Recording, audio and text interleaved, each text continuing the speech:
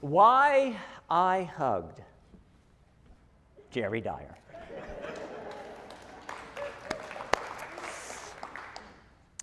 So the first thing you need to know is that when it comes to COVID-19 precautions, I have been incredibly conservative. In fact, it's probably the only time this religiously liberal minister has ever been conservative. As your minister, I knew that I would be entering your homes if I was needed for pastoral care when someone was dying. So I wanted to keep you safe as possible. From March 2020 forward, I'd always worn masks inside and out with no exceptions, hand sanitizing constantly with no exceptions, practicing social distancing with rare exceptions, inside and out, even after being fully vaccinated. So that means as somebody who lives alone, from March 2020 forward, social distancing meant no hugs ever, even after being fully vaccinated. I knew the Delta variant was coming and didn't want to accidentally pass it on to a congregant or a staff member, and so that meant no hugs at all. Now, maybe that was over the top, but I wanted to err on the side of caution. Now, if you had told me a year ago that my first pandemic hug would be Fresno's former police chief and current mayor, I would have told you you were kind of wacky. After all, I serve as minister of the church who asked the ACLU to sue Fresno County for removing us as a polling place because we refused to take down our Alluvial Ave Black Lives Matter banners on Election Day. Those banners proclaim Unitarian Universalist religion's belief in the inherent worth and dignity of black people and other people of color. But Black Lives Matter is also a statement that challenges a long history of police violence towards black people. Our banners are critical of policing practices and biases that far too often see black bodies as expendable, something to be feared, or something to be destroyed. I was also an advocate for the gang violence mitigation program known as Advanced Peace, a program that then Police Chief Dyer opposed. We were opposite ends there. There were several other decisions, and I think you know some of them, that you made as police chief that I disagreed with. I think it's safe to say, Mayor Dyer, that you and I stood on opposite ends of many political and religious spectrums. So nothing prepared me for the Jerry Dyer I experienced in June. A quick recap. Fresno County voted to fly the LGBTQ pride flag at City Hall during Pride Month, something that would have been an historic first in Fresno. Republican Mayor Dyer spoke out strongly against flying the pride flag, saying the decision was, quote, not inclusive and will divide our community at a time when we need more unity more than ever. He then proposed flying the flags 2 blocks away from his office at a hastily created Unity Park, out of sight, out of mind, although I know that was not your intention. There was an outcry of anger, of hurt, and quite frankly, of horror from the LGBTQ community at this proposed second-class treatment by the mayor. Now, Mayor Dyer could have dug in his heels. He could have done what his conservative Republican financial supporters and evangelical Christian ministers advised. Get that flag, that symbol of immorality and godlessness, as far away from the sanctity of City Hall as possible. But Mayor Dyer did not do that. Instead, Mayor Dyer, you did something that is the hallmark of successful leaders. And it's something Troy mentioned. You listened. LGBTQ individuals and organizations reached out to him. He listened to stories from LGBTQ folks, stories of hurt, of pain, exclusion, bullying, violence, and I'm sure even death. A group of LGBTQ supportive clergy contacted the mayor's office, and we asked him for a meeting. That request was quickly accepted.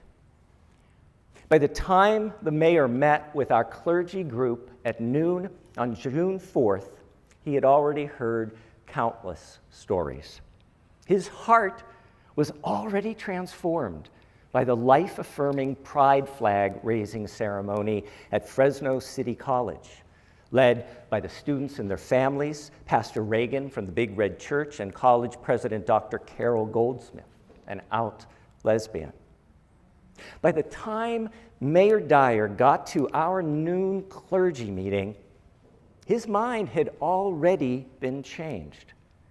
But still, Mr. Mayor, you willingly stayed with our clergy group for well over an hour as we shared stories from our own lives and the lives of LGBTQ congregants. The clergy told Mayor Dyer that we believed he was being given this Fresno moment to model God's inclusive love. Mayor Dyer then did something I never anticipated. He showed a breathtaking emotional vulnerability. He cried. He wept in front of clergy, but clergy that he knew had been critical of him on many issues before this one. There was no political gain to be made here. This was just him being human. Mayor Dyer told us that he hadn't realized the depth of pain and exclusion so many LGBTQ people in Fresno feel. And he told us, and then the city, that he believed he was being called by God to love the LGBTQ community of Fresno.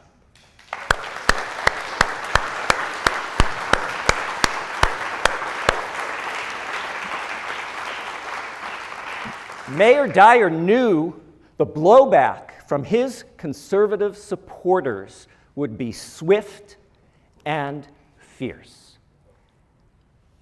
He asked our group of LGBTQ affirming clergy and several supportive community leaders to come stand with him at his press conference, where he, with passion, emotion, tears, and courage, humbled himself before this city, admitted he had been wrong, and declared that he was going to do the right thing, and the LGBTQ pride flag would fly at City Hall.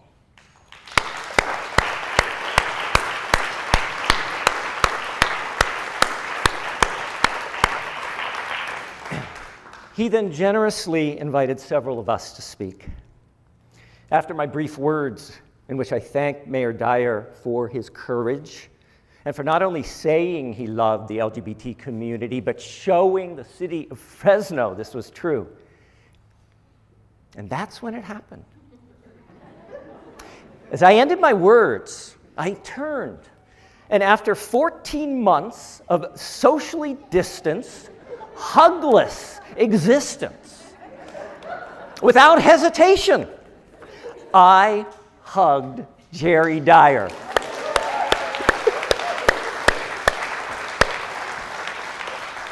And he hugged me back.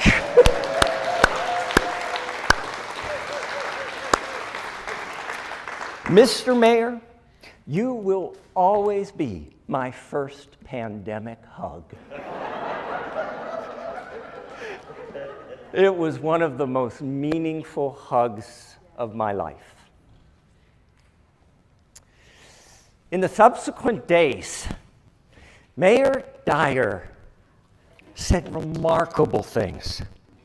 He told the LA Times that he had come to understand the pride flag as a symbol of hope, a symbol of inclusion, a symbol of being supported. He shared how unsettled he felt walking into his own evangelical Christian congregation the Sunday after that press conference, not knowing how his congregation was going to react.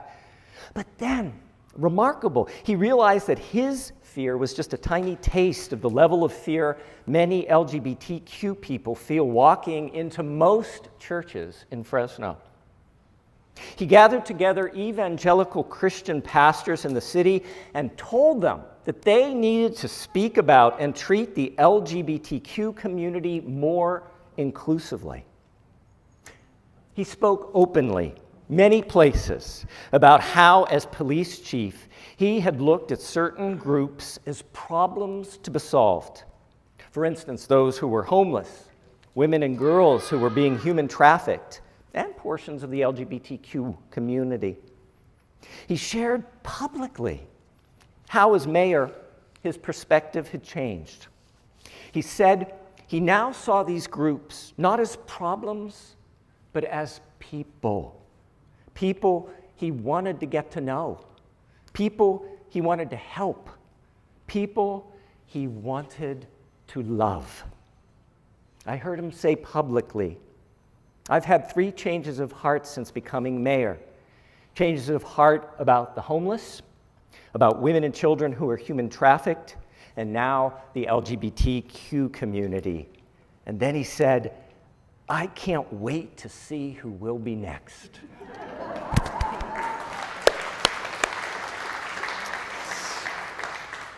As we sang not too long ago, love can build a bridge between your heart and mine.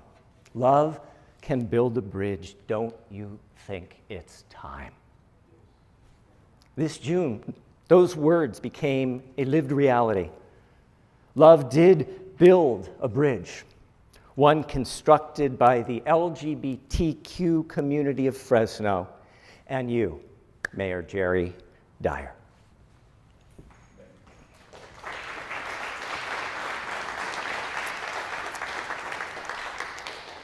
So I'm going to confess, totally up front, I didn't expect Mayor Dyer would change his mind on this pride flag issue. I figured, Mayor Dyer, you were too firmly conservative, Republican, and born-again Christian for you to change your mind. As I watched the mayor humble himself before the city, I had a painful realization.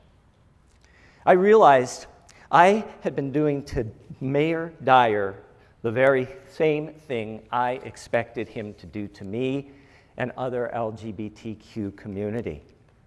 I had reduced the fullness of his humanity. I had reduced him to the aspects that I disagreed with. I had reduced him to the aspects I judged. In my mind, I had erased your heart, your ability to care, and your ability to change. I had reduced Mayor Dyer to, Troy, as you said in your reflection, a one-dimensional interpretation. I didn't see Mayor Dyer as a person, but as a problem. I wonder how often we, as religious liberals, have done the same thing to someone with religious or political views more conservative than ours, seen not a person, but a problem.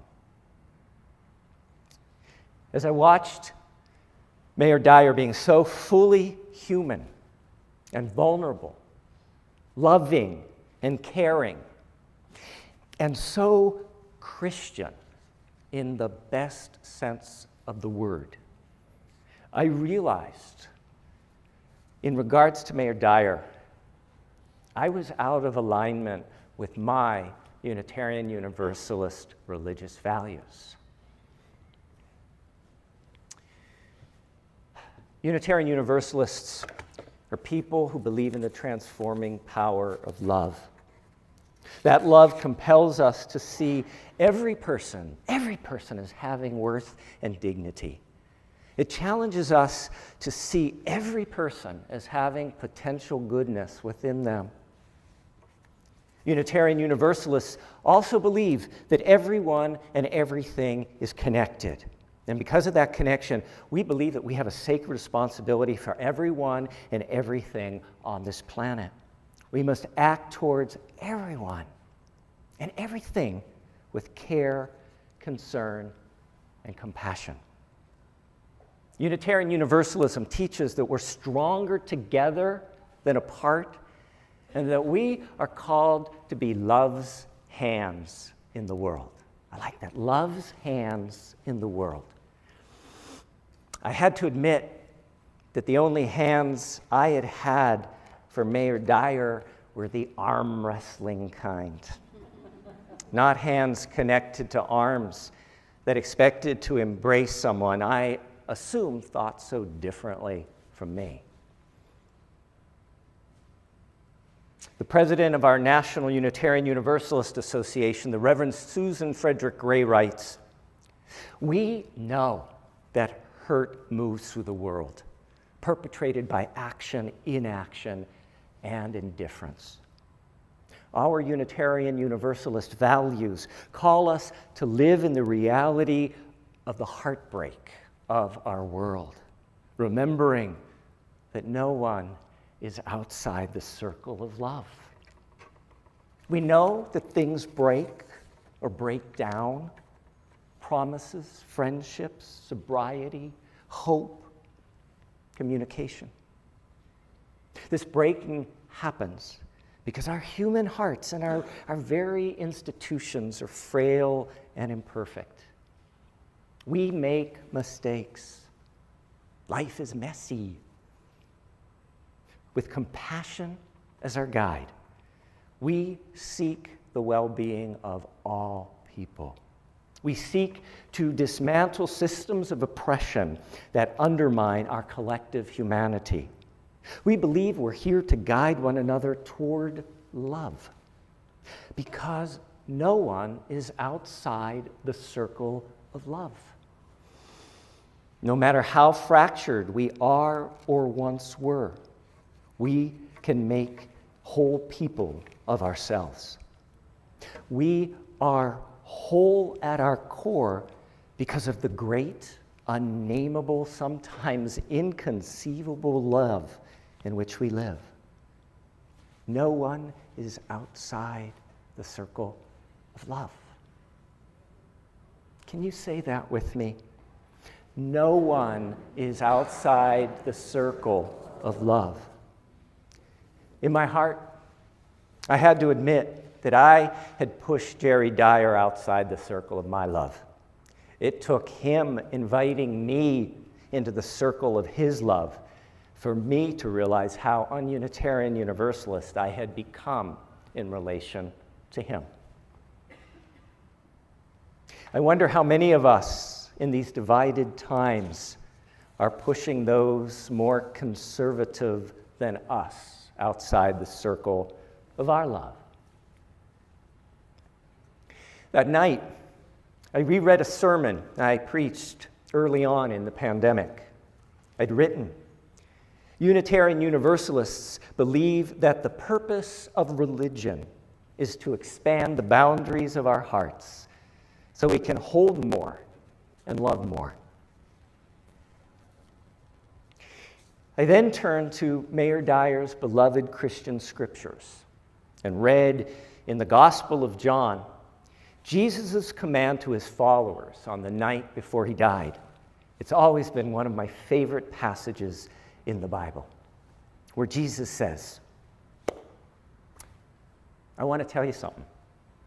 I have a suggestion on how to live each day you have left in your life. Love one another. You must love one another.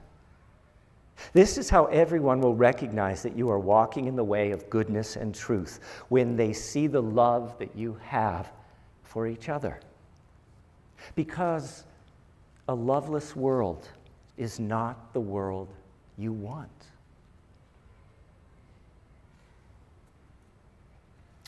Who have we left outside the circle of our love?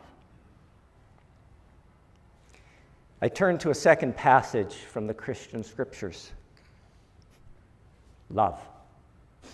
Love is patient. Love is kind. It does not boast. It is not proud. It is not rude. It is not self-seeking. It is not easily angered. It keeps no record of wrong. Love rejoices in the truth. Love always protects. Again, the words of the Reverend Susan Frederick Gray. We believe we're here to guide one another toward love. No matter how fractured we are whole at our core because of the great, unnameable, sometimes inconceivable love in which we live. This doesn't mean we won't have major and critical differences with others who believe or think differently than us. But it changes the attitude and the energy we bring to the struggle. Dr. Martin Luther King Jr. understood this well, and that was his power. It could be ours too. My spiritual friends, we live in fractured, divisive times, angry times. And I suspect that I'm not the only one here who has committed the unskillful act of othering someone more conservative than ourselves. Liberals often reduce those who are extremely conservative to, quoting Troy, a one-dimensional interpretation. The polarization in our country is terrifying, and the gulf between the left and the right feels insurmountable. To us, as religious liberals, so much is at stake. Voting rights and voting accessibility, democracy, truth itself. So much is at stake. A safety net for the poor, economic equity, healthy housing, immigration, health care, reproductive rights, police reform, the well-being of trans people, access to education, the very future of this planet amidst human-created climate change, and so much more. As the Reverend Susan Frederick Gray reminds us, as Unitarian Universalists, we are called to dismantle systems of oppression that undermine our collective humanity. But dear ones, we must do this from a place of love, not from a place of judgment or superiority or arrogance or righteous indignation or hate. Not from a place that reduces the humanity of those we think or believe differently than we do. We must act from a place of love, humility, and attempted understanding.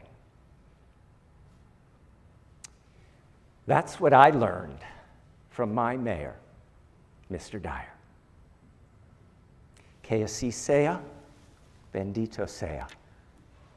May it be so. Blessed be. Amen.